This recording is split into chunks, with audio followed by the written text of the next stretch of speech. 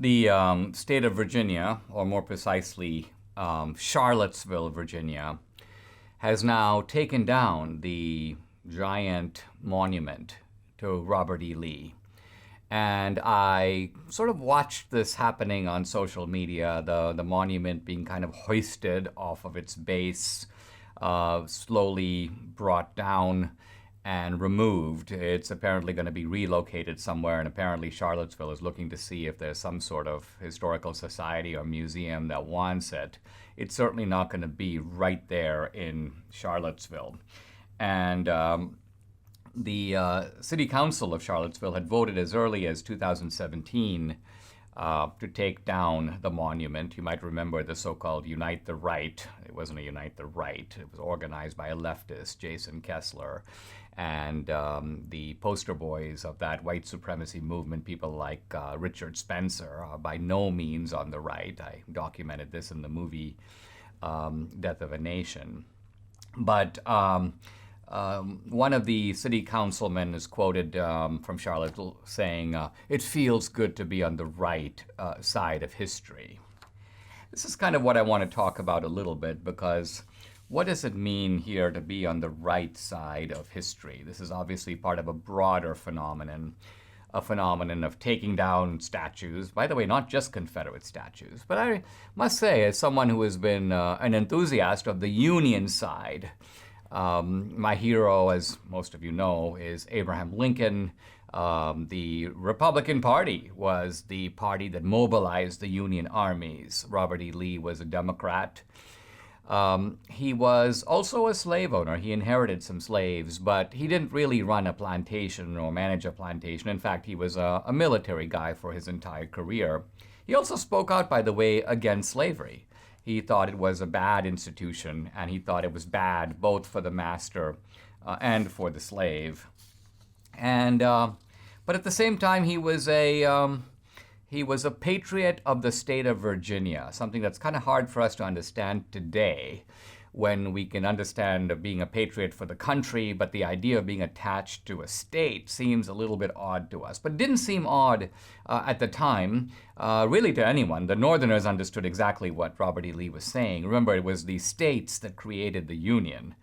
And so this idea of a loyalty to a state is not so peculiar. By the way, I now live in Texas. A lot of Texans are very loyal to Texas. So I've noticed in a way that you won't see, for example, in California, a kind of patriotism to the state of Texas that doesn't exist in California. So this is really Robert E. Lee's crime, that when Robert E. Lee was opposed, by the way, to secession, he said, "I don't want secession, but if my state, against my will, chooses to secede, then I will go with it." And that's really what he did. Now, this, to my view, makes Robert E. Lee, well, how would we sum up Robert E. Lee? I think actually it was General Grant, his great adversary, the man who ultimately defeated Lee. Defeated Lee not because he was a better general, by the way, but because his troops outnumbered Lee's, even at Gettysburg, where, by the way, the Union Army suffered heavy casualties, but the Confederates also suffered heavy casualties, and the point was the Confederate army was much smaller. They could afford much less to lose those people. That's why Gettysburg was such a defeat. But Grant says of Lee, he says, after Appomattox, the surrender, he says, quote, "I felt like anything rather than rejoicing at the downfall of a foe who had fought so long and valiantly and had suffered so much for a cause, though that cause was, I believe, one of the worst for which a people ever fought, and one for which there was the least excuse." So I think here Grant beautifully captures the ambivalence of Robert E. Lee. He was actually a good man, and in military terms, in terms of being a general, a great man who fought in a bad cause. And that may seem really paradoxical. How can you actually have any hint of admiration for someone who fights in a bad cause? Now, I want to suggest historically that if we think about it, this is actually not only possible, but has happened many times in history.